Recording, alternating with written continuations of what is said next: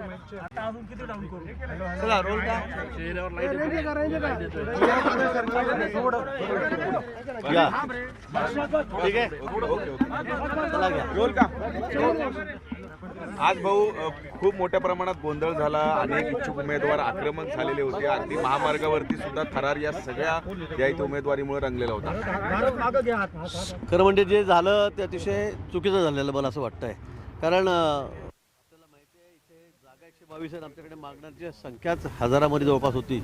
अनेक इच्छुक उमेदवार होते आणि त्यामुळे आज शेवटचा दिवस बी फॉर्म द्यायचा, चिन्ह द्यायचा आणि त्यामुळे अनेक लोकांना वाटतं की मलाही तिकीट पाहिजे, मलाही तिकीट पाहिजे आणि त्यामुळे या ठिकाणून बी फॉर्म देण्याचं काम सुरू होतं. त्या ठिकाणी काही 100-150 सगळे कार्यकर्ते आले आणि त्यांनी या ठिकाणी गोंधळ घातला. ही वस्तुस्थिती आहे. पण याच्या मागचं कारण हेच आहे की सगळ्यांना वाटतं की आम्हाला बी फॉर्म मिळाला पाहिजे, आम्हाला पक्षाचं तिकीट मिळालं पाहिजे. पण जागा या सगळ्या फक्त 122 आहेत आणि मागणारे 1000 आहेत. त्यामुळे हा गोंधळ या ठिकाणी निश्चित झालेला आहे. इच्छुक उमेदवारांनी एक मोठा आरोप केलेला आहे. आर्थिक एका गाडीत होते, सिनेस्टाईल पाठलाग सुरू होता महामार्गावर. आणि आता जर आमचे अध्यक्ष इथून फॉर्म घेऊन निघाले नसते तर अनेक लोकांना फॉर्म देता आले नसते, राहून गेले असते बी फॉर्म देण्याचं. आणि म्हणून त्यांनी त्या ठिकाणी ते गाडीत टाकले आणि कार्यालयाकडे ते निघालेले, दुसरीकडे निघालेले होते. पण मला असं कळलं की काय करते ते पुन्हा त्यांच्या मागे पाठलाग केला, त्यांना थांबवलं, पुन्हा त्यांना इथे आणलं आणि निश्चित गोंधळ या ठिकाणी झालेला आहे. उमेदवारांनी आर्थिक प्रतिमा मलिन झाली आहे. या सगळ्यामुळे सामान्य जे भाजपचे मतदार आहेत त्यांनी नाराजी व्यक्त केली आहे. खरं अतिशय म्हणजे चुकीचा प्रकार आहे. असं होताच कामा नये. म्हणजे बी फॉर्म देताना इथे कोणीतरी 100-150 लोक येत आहेत आणि गेटवर सोडून इकडे कुदतायत, मारामाऱ्या भानगडी करतायत.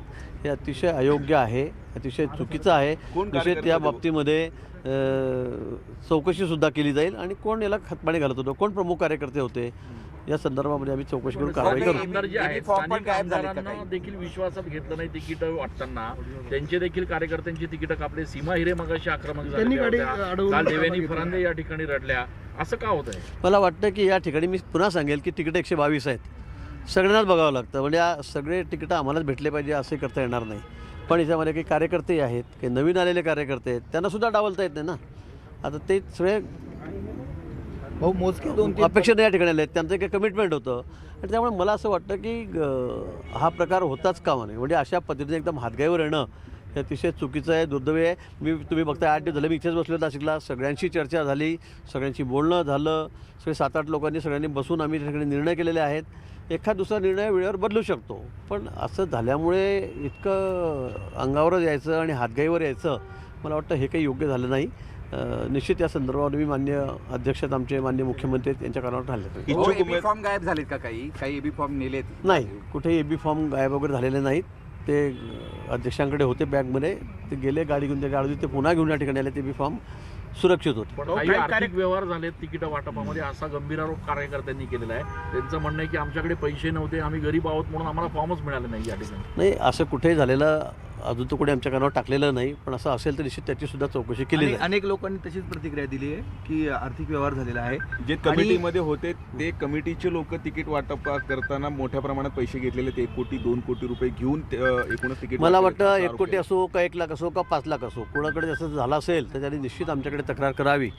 मी सुद्धा आम्ही ज्याला तिकीट मिळेल त्यांना विचारणार आहोत की बाबा तुम्ही काही आर्थिक व्यवहार केले का, तुम्हाला कोणी पैसे मागितले का, हे आम्ही त्या ठिकाणी करणार आहोत. आणि अगदी सखोल चौकशी याविषयी झालीच पाहिजे. नाही तर विनाकारण असे आरोप करणं, मला वाटतं हवेत काहीतरी बोलणं हे चुकीचं आहे. जे निष्ठावान कार्यकर्ते आहेत त्यांनी आमदार सीमा हिरेंवरती आरोप केलेले आहेत की आम्ही एवढे वर्ष निष्ठावान आहोत, मात्र सीमा हिरेने आमचा पत्ता कट केला, काही व्यवहार देखील झाला असं त्यांनी आरोप केला. आता मला वाटतं या गोष्टी होत राहतील, कोणी कोणावर आरोप करेल. आता तिकीट कापलं गेल्यावर कोणावर आरोप होणार आहेत. मी पुन्हा सांगेल की तिकीटं कमी आहेत आणि मागणारे आमच्याकडे खूप मोठ्या प्रमाणामध्ये आहेत आणि त्यामुळे मग तिकीट नाही मिळालं म्हणून मग आरोप करायचा, पैशांचा आरोप करायचा, हे आपण सर्रास बघतात. पण निश्चित या बाबतीमध्ये सुद्धा चौकशी केली जाईल. प्रामुख्याने जो आक्षेप होता, निष्ठावंत म्हणत होते की आम्ही अनेक वर्ष भाजपमध्ये काम करतोय, प्रामाणिकपणे काम करतोय, मात्र ऐनवेळी आमची उमेदवारी कापली जाते, आम्हाला तिकीट नाकारलं जातं. मला वाटतं मी ते सांगतो आपल्याला की बाहेरून अनेक लोक आलेले आहेत, पण या ठिकाणी आपण जे प्राधान्य आहे, प्रेफरन्स आहे, हा जुन्या लोकांना मोठ्या प्रमाणात दिलेला आहे, मोठ्या प्रमाणामध्ये. आता काही एवढे मोठे सगळे लोक आलेले आहेत, बाहेरचे मोठे पदाधिकारी बाहेरच्या पक्षातले, तर त्यांनासुद्धा थोडंफार आपल्याला द्यावं लागेल. पण मी सांगेन तुम्हाला की 80% हे सगळे जुनेच लोक आहेत 15-20% नवीन लोकांना आपल्याला द्यावं लागणार आहे. काही माजी नगरसेवकांचा पत्ता पण कट केलेला आहे का? काही जे सिनियर आहेत माजी नगरसेवक वयापेक्षा जास्त झाले 45. नाही, मला असं वाटतं की या संदर्भामध्ये 3 सर्वे पार्टीने केलेले आहेत. ते स्वतः मान्य आमचे अध्यक्ष आहेत, रवीजी आहेत, बावनकुळेजी आहेत, माननीय मुख्यमंत्री महोदय सुद्धा ते बघितलेले आहेत आणि ते बघूनच आम्ही सगळं इलेक्ट्रिक मेरिट जे आहे ते या ठिकाणी लावलेलं आहे. पण जुन्या अनेक कार्यकर्त्यांना म्हणजे 2 जर नवे असतील एखाद्या ठिकाणी तर आम्ही 2 जुनेसुद्धा त्यांच्यासोबत त्या ठिकाणी दिलेले आहे की त्या ठिकाणी त्यांचं खूप मोठं त्यांना मानणारा वर्ग मोठा आहे. त्यांना आम्ही नवीन घेतलेल्या पार्टीमध्ये पण त्याच्यावर जुनेसुद्धा आम्ही लोक त्या ठिकाणी दिलेले आहेत.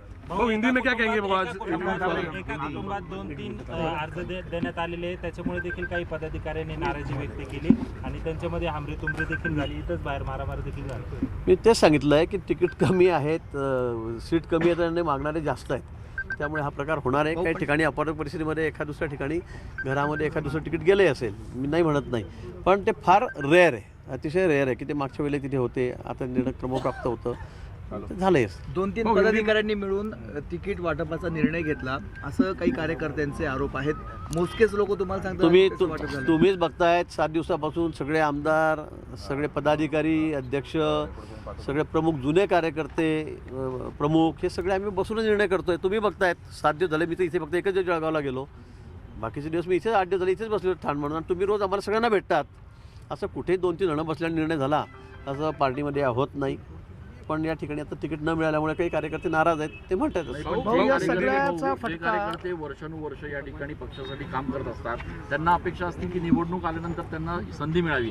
अशा वेळेला बाहेरून आलेल्यांना संधी मिळाल्यामुळे खूप मोठ्या प्रमाणात नाराजी आहे. नाही, मला असं वाटतं की मी सांगितलं की 80% जुने लोक आहेत, 15-20% नवे असतील ना. आता काही प्रभाग असे आहेत, मी तुम्हाला सांगितलं की ते वर्षानुवर्षी येत नाही. त्या ठिकाणी काही लोक असे आहेत की त्यांचे त्या ठिकाणी जरब आहे, जरब म्हटल्यापेक्षा त्यांची लोकप्रियता आहे, त्यांना मांडणारा मोठा वर्ग आहे, त्यांना आम्ही घेतलं. आता त्यांना तिकीट देणं तर हे आवश्यक आहे ना, कारण आम्ही त्यांना शब्द दिलेला होता.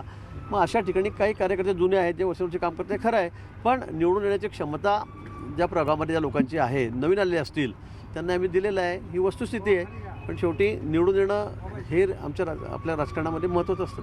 भाऊ, शिवसेना, शिंदे गट आणि राष्ट्रवादीची युती झालेली आहे. भाजपकडून आम्हाला कोणताही प्रतिसाद मिळाला नाही. 15 दिवस आम्ही असं त्यांच्या नाही बोलणं झालं माझं आपल्या समोर. मी सांगितलं, दादा भुसे बोलले, 4-5 वेळा आमचं बोलणंही झालं, भेटही झाली. पण तिकिटांची त्यांची मागणी आणि आमचं सगळं गणित कार्यकर्ते आता बघा 122 करून सुद्धा आमची काय परिस्थिती आहे. आता अजून आम्ही यातले 40-50 जागा कमी केल्या असत्या तर आम्हाला तिथे थांबून मुंबईनंच तिकीट वाटावं लागलं असतं आम्हाला. मला असं वाटतं इथे येता नसतं आलं. आणि म्हणून जेवढं झुकतं कार्यकर्त्यांना, जुन्या कार्यकर्त्यांना द्यायचं तेवढं आम्ही या ठिकाणी देण्याचा प्रयत्न केलेला आहे.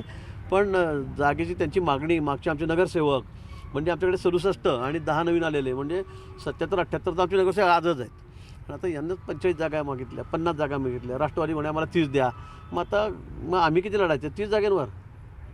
78 आमचे नगरसेवक इथे सिटिंग असताना मग आम्ही एकदम 30-35 जागेवर लढायचं. आणि म्हणून मला वाटतं त्यात काही आमचं ताळमेळ जमला नाही. काही कमी जास्तही झालं असतं अजून नंतर. पण मला असं वाटतं की ते आमच्या वाटाघाटी काही व्यवस्थित झाल्या नाहीत. आम्हाला ते काही परवडणार नव्हतं. कार्यकर्त्यांनी आम्हाला एक ते वाऱ्यावर सोडता येत नव्हतं आणि म्हणून ती बोलणी फिसकटली आणि आम्ही आता सोबळावर लढतो. मैत्रीपूर्ण लढत आमची आहे. पण तुमच्याकडनं काही रिस्पॉन्स देण्यात आले नाही. 15 दिवस वाट बघितली, विश्वास ठेवला, बोललो ना, विश्वासघात झाला. हो, आता मागच्या कॅबिनेटच्या वेळेला CM साहेबांशी दादा भुसे आणि मी बोललो. शिंदे साहेब आमचे, त्यांचं माझं त्या ठिकाणी बोलणं झालं. दादा भुसे पण त्या ठिकाणी होते. झालं ना आमचं बोलणं. त्यानंतर आमचं फोनवरही बोलणं झालं. पण मी त्यांना आकडा सांगितला आणि त्यांनी जो आकडा सांगितला त्याच्यामध्ये खूप मोठा फरक होता. मी त्यांना म्हटलं 25-30 आम्ही जागा देऊ शकतो. ते म्हणते आम्हाला 45-50 जागा पाहिजेत, पण ते आम्ही देऊ शकत नाही ना. परत राष्ट्रवादीचे लोक आले, ते आमचे सगळे भुजबळ, समीर भुजबळ वगैरे आलेले होते. त्यांनी पण आधी सुरुवातीला सांगितलं 35 जागा आम्हाला द्या. आता मला सांगा तुम्ही 50-85 गेल्या तर आम्ही 35 जागा लढायच्या का? आता आमचा सर्वात मोठा पक्ष आहे. आमचे आमदार या ठिकाणी 77-78 आहे. त्यामुळे हे काही जमलं नाही आणि म्हणून आम्ही वेगळे लढलो.